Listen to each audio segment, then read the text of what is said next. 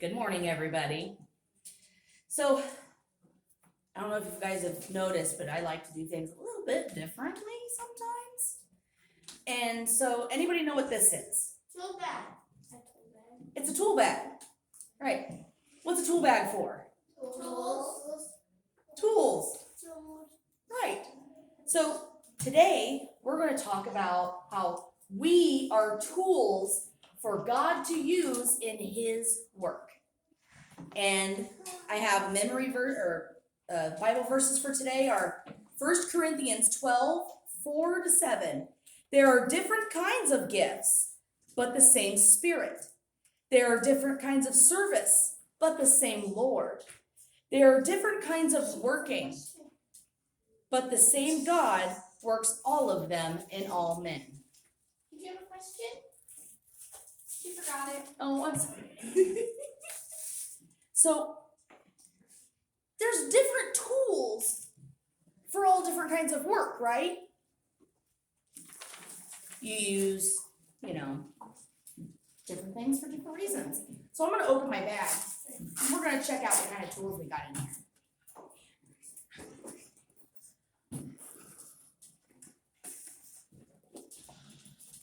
Bear with me. This bag is old. So, we've got, different tools Hammer. for different reasons. Why is there a whisk? Why is there a spoon? A whisk.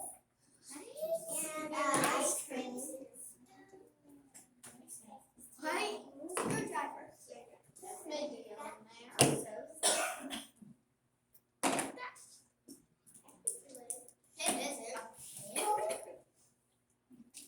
So, when you reach into a tool bag, you expect to pull out hammer, screwdriver, tape measure, level, cartridge pencil, right? But why would you have a pen, a whisk, wooden spoon, or an ice cream scoop? That's just crazy. But they have jobs and work they do too. Yes. You see, God has many different tools in His toolbox, and the church is God's toolbox. Each is special and has a special purpose. We wouldn't use a whisk to hammer in a nail, No.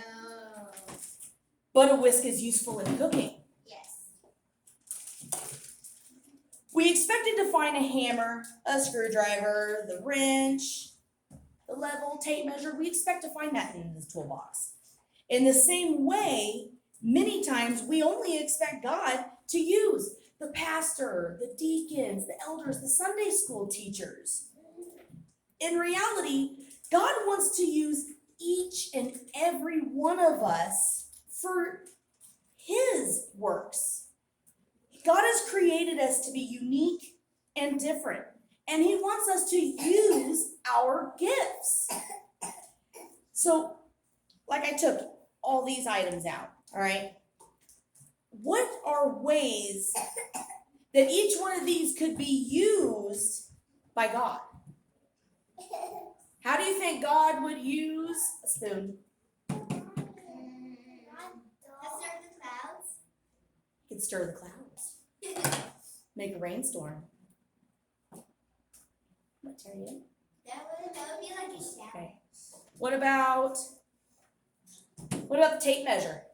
How do you think God could use a tape measure? You would measuring stuff. Measuring stuff. Measure the earth. Measure the What about a pen? What about a pen? Write on us? Right. To write notes. So, just for examples, the hammer could be used by a missionary.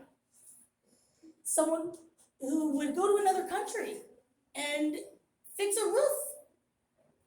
And while they're there, they might write some notes, something inspirational to spread God's love. So, I want you guys to think about any other tools or ways that God could use you in His work. For example, I'm a Sunday school teacher and I sing in the praise and worship team. Those are works that I have done and that I do for God. Sister Barb is a pastor. Sister Peggy, Sister Jennifer, or JJ, they're Sunday school teachers and they're in the praise and worship team. So what are ways that you can do to work for God? And that's what I got for you today. Oh, wait, one more thing. I almost forgot. I don't know how I could forget this part.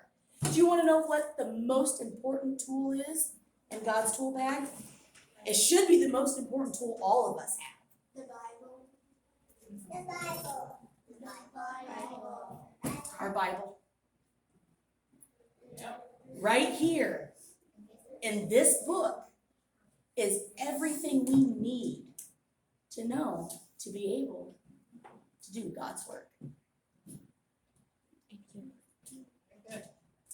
Thank you. Thank you guys.